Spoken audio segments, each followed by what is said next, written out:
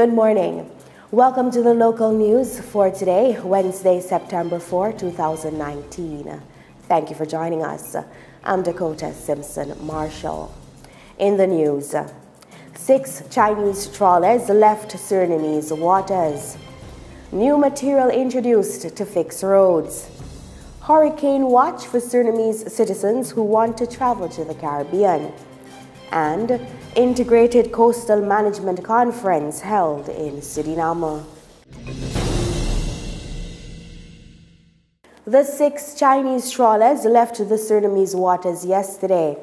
The presence of these fish factory ships in our waters caused in the past period a lot of commotion within the fishing sector, but it was also a thorn in the eyes of various members of Parliament.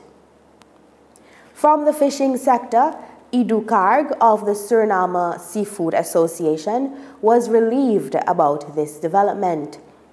In the National Assembly, there was fierce discussions at various times where there were calls for the departure of these trawlers.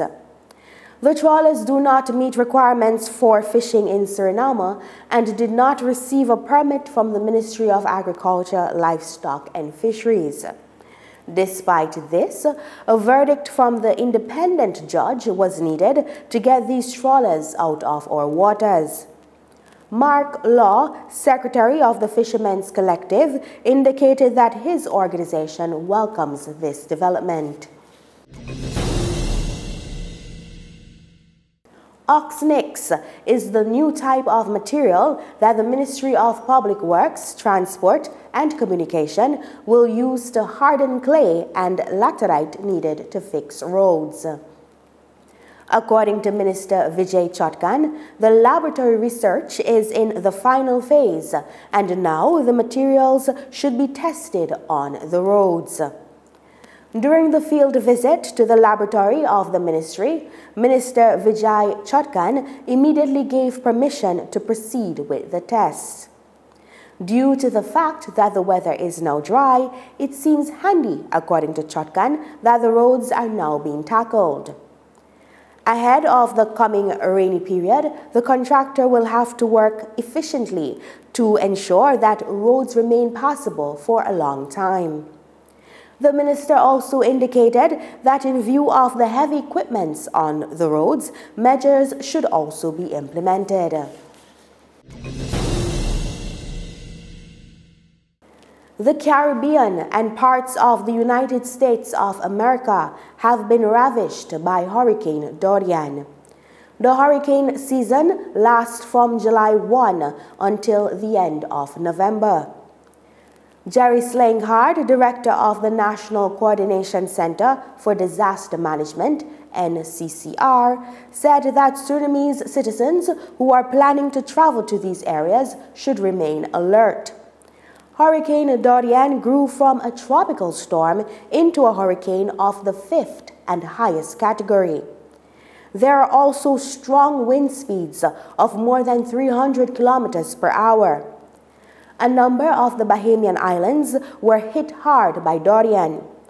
The hurricane is now moving to the city of Miami in Florida. Slanghard further said that nowadays there are more intense squalls and severe floodings in Suriname. Suriname has not been spared from these natural disasters in recent years. In this context, the NCCR chief is very pleased with the line of thought of the Social Affairs and Housing Minister, Andre Misikaba, that a disaster management fund should be set up. Slanghard said that the NCCR has been asking attention to this for years. He also said that the Surinamese should pay attention to the building structure of their homes. During the last evaluation, it was clear that some houses do not have a ring beam. Up until now, countries in the region have not paid enough attention to the adequate protection of the coast. The rising sea level is alarming, and if there is no change, there may be catastrophic consequences. This was discussed during the recently held Integrated Coastal Management Conference. Unique Alexander Misikaba, Technical Manager of Conservation International Suriname, which hosted the conference, said that the importance of the mangrove plant has been addressed. For 2 days, community representatives, researchers, technical experts, and other stakeholders discussed the results of new groundbreaking research into the value of mangrove and the protection they offer to countries such as Suriname, Guyana, French Guiana, and Brazil. Mangrove forests are needed for the survival and protection of the coastline. Extreme spring and storm floods threaten the existence of our habitat. The environmental activists further explained that an action plan will result from this conference. Carrie-Ann Court, representative of CI Guyana, indicated that this conference is very important for the target group.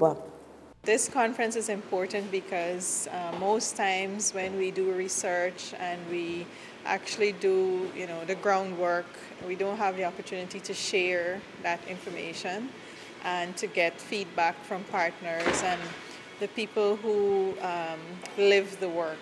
So I think this conference is important to bring all those stakeholders together, ensure that what we've learned so far can be shared with the wider group, and then we can work on a plan on how to improve and get a better focus for the next steps. So yeah, it's very exciting.